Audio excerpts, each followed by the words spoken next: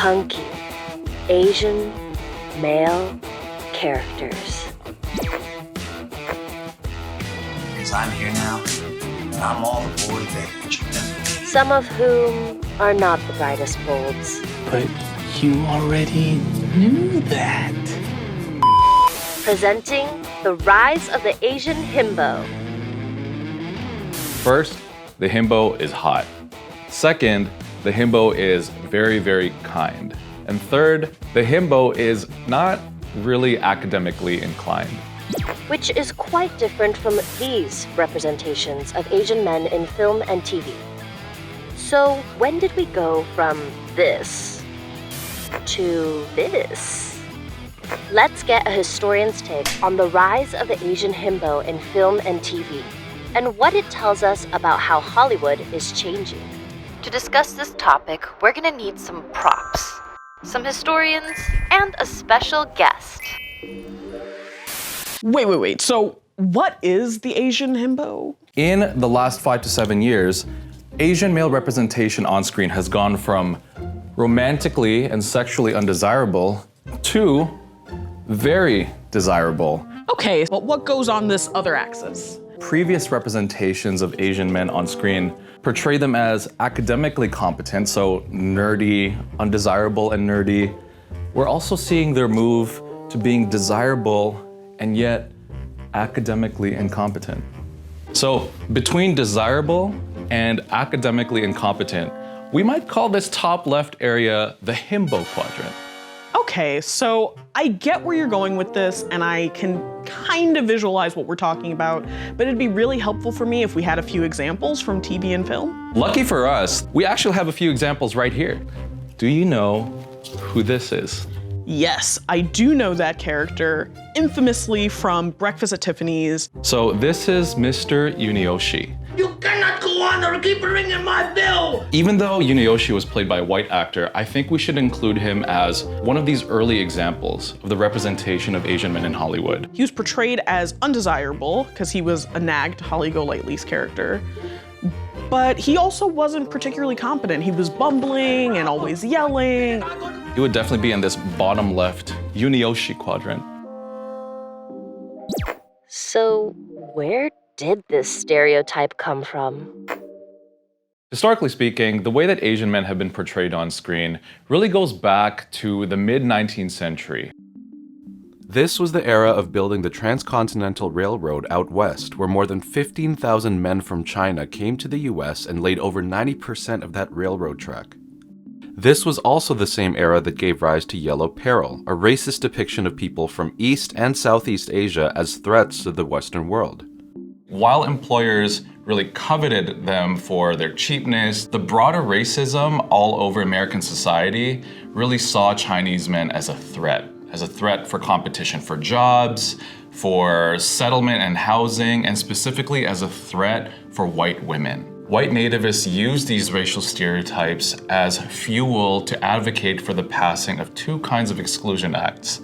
First, immigration exclusion, which led to the Chinese Exclusion Act, but secondly, exclusion from romantic and sexual and social life. So they passed these things called anti-miscegenation laws, in which white women were banned from marrying outside their race. The various laws and racial stereotypes that affected Asian men in the public sphere also affected the way that they were represented in Hollywood. A really famous example is the character Fu Manchu.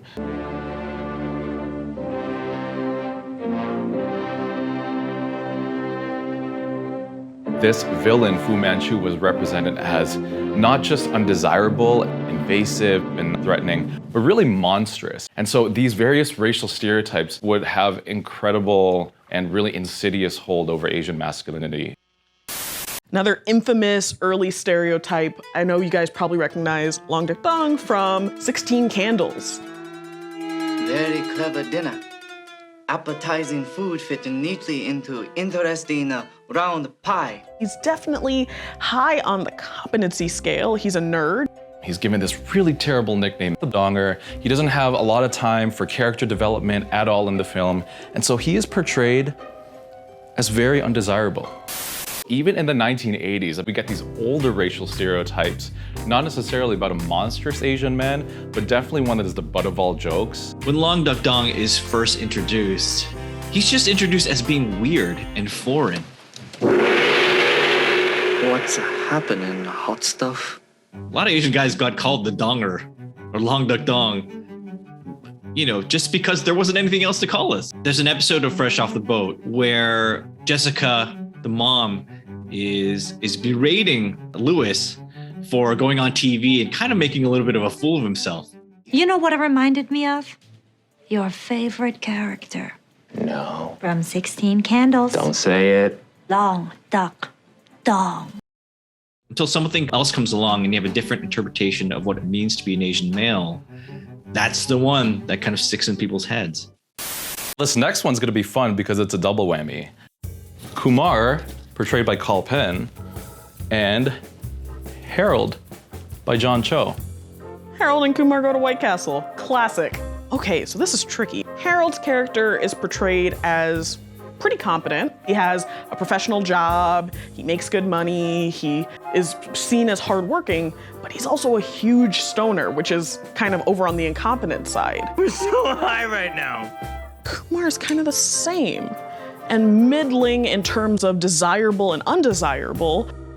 I see this movie as a sort of turning point for the representation of Asian masculinity in Hollywood. You know, it breaks stereotypes in a lot of ways because Asian Americans are often seen as kind of squares and geeks and nerds. It's strange that we would ask so much of, say, Hollywood to depict Asian men as being desirable or just capable of love and loving and being loved. But that's something that we've had to grapple with. And so a film like something like Harold and Kumar, where guys are seen as just normal dudes out for a night, that also can go a long way towards making Asian men desirable. So if Harold and Kumar were pivotal characters in changing Asian male representation, when do we start seeing more of the himbo? Living Chinese food all day can be depressing. Like when people yell out, "Food's here," as if they have a family. Dong from Unbreakable Kimmy Schmidt. I think he's here. We have a himbo. We have a himbo. He's definitely high on the desirability scale and how he's portrayed, but he's not portrayed as very bright. He's sweet, so he has the himbo trifecta, and he's right up here as a romantic lead.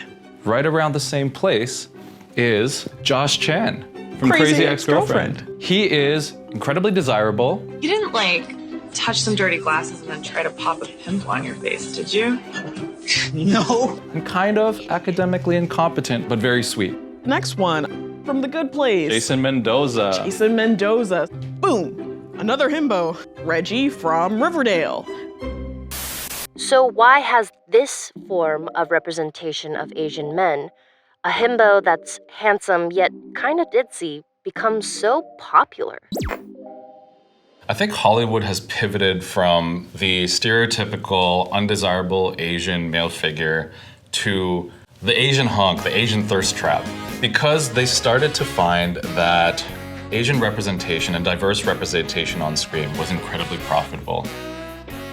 Hollywood, over the last 5 to 7 years, has had its start at a racial reckoning. Producers and production companies are being called out for not having diverse writers, not having diverse casts. There's 17 million Asian Americans in this country, and there's 17 million Italian Americans. They have The Godfather, Goodfellas, Rocky, The Sopranos. We got Long Duck Dog, so we got a long way to go. Movements for diversity like Oscar So White or starring John Cho. One thing that I really was hoping with starring John Cho was to show that it's not just Asian roles that Asian Americans play. We can play the lead actor or the romantic lead in a role that is not race specific. Those all have kind of an additive effect to the conversation about diversity and inclusion in Hollywood. These older tropes like the hunk, right, the himbo romantic co-lead, now being opened up for diverse casts, and specifically Asian American men. Hey! Hi. Well, that just shows like, well, change is possible. You know, for better or for worse, we can change the way our stories are told and the way that we are characterized. I think that representation is definitely changing. It's definitely altering. Thanks a lot for showing me your theory and for letting me do some history, arts, and crafts. We don't get to do that too often, right? Yeah, and thanks a lot for helping me out. This was really great. Thanks for watching Historian's Take. Make sure to like, subscribe, and comment. See you next time.